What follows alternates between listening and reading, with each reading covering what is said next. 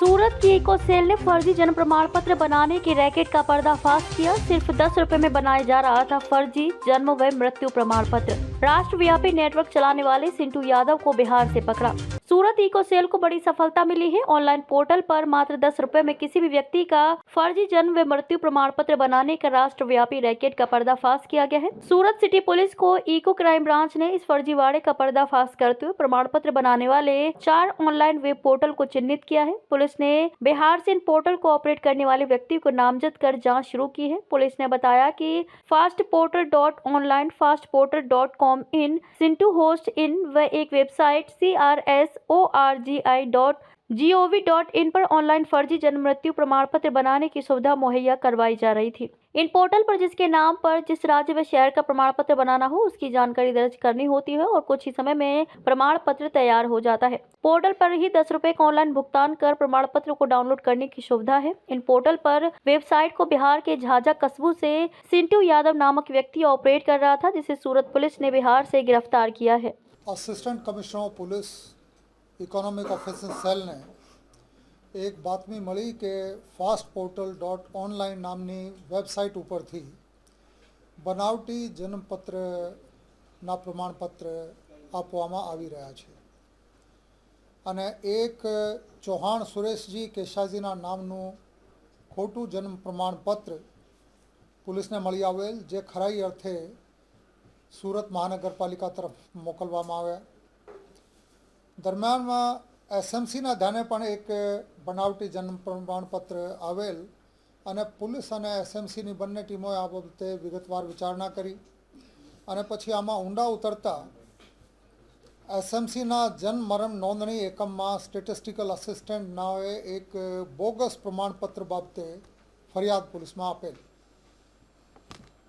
જેના આધારે પોલીસ દ્વારા તપાસ કરતા एक fastportal.online उपरांत fastportal.com.in आ प्रकारनी वेबसाइटों मળી आवेल, जे वेबसाइटों टेक्निकल वर्कआउट करता सिंटू यादव रहेवासी झाझा जमुई बिहार नावना माणस एनी पाछळ होवानुं जाणवा मळेल, जे आ वेबसाइटों ऑपरेट करता हता અને 10 રૂપિયામાં ભારતના અલગ અલગ રાજ્યના બનાવટી જન્મ પ્રમાણપત્ર આ ઉપલબ્ધ કરાવતા હતા, જેમાં ગુજરાતના સુરત મ્યુનિસિપલ કોર્પોરેશન તથા ગ્રામ પંચાયત CHC મંગવાના કચ્છ આ પ્રકારના બનાવટી જન્મ પ્રમાણપત્રો એમને આપેલ છે।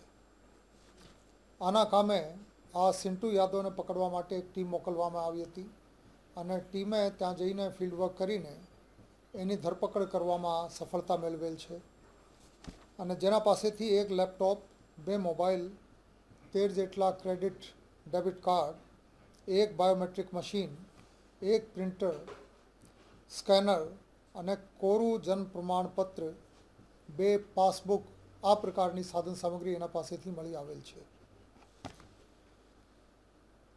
तपास दरमियान जाणवा मळेल के आरोपी सिंटू आ प्रकारनी 10 जेटली वेबसाइटों ऑपरेट करता था, जेमांथी 80,000 जेटला खोटा बर्थ सर्टिफिकेट एने बनावेल होवानुं जणाई आवेल छे अने एवी ज रीते आ वेबसाइटों उपरथी 4,000 आधार कार्ड, 1500 पेन कार्ड, 800 चूंटणी कार्ड અને 2000 મરણના દાખલાઓ પણ ખોટી રીતે બનાવેલ હોવાનું પ્રાથમિકપણે જાણવા મળેલ છે। આ આરોપી દ્વારા ઉપવાગમાં લીધેલ 8 બેંક એકાઉન્ટમાં 2,31,941 જેટલી રકમ પોલીસ દ્વારા ફ્રીઝ કરાવવામાં આવેલ છે, જે એકાઉન્ટના ટ્રાન્ઝેક્શનની દિશામાં પણ તપાસ હાલમાં ચાલુ છે।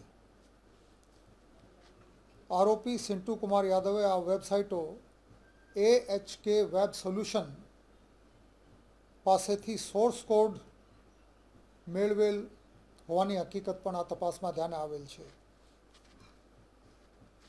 आ सिंटू कुमारे धोरण 12 सुधीनो अभ्यास करेल छे। भारत देश में मोटा भागना नागरिक तेनी ओळखमां पायाना प्रथम ओळखपत्र तरीके જન્મનું પ્રમાણપત્ર વાપરતા હોય છે, ત્યારે આ બનાવટી જન્મ પ્રમાણપત્રનો દુરુપયોગ સરકારી યોજનાઓમાં પોતાની ઓળખ આપવા માટે, મિલકતની વારસાઈ હક્કો માટે અને કાયદેસરના ઓળખપત્રો બનાવવા માટે કરવામાં આવે છે. દાખલા તરીકે પાસપોર્ટ, ડ્રાઇવિંગ લાયસન્સ, આધાર કાર્ડ, પાન કાર્ડ, આ તમામમાં પુરાવા તરીકે બર્થ સર્ટિફિકેટના ઉપયોગ થાય છે. આમ આ એક important case Surat city police અને સુરત મહાનગરપાલિકાની બંનેની જાગૃતતાથી આ ધ્યાને આવેલ છે, પકડાઈ ગયેલ છે અને આગળની તપાસ हाल चालू है. Thank you. खबरों में अब तक के लिए बस इतना ही. मिलते हैं फिर ऐसे ही बड़ी खबर के साथ. तब तक के लिए नमस्कार और देखते रहिए न्यूज़ जागरूक भारत.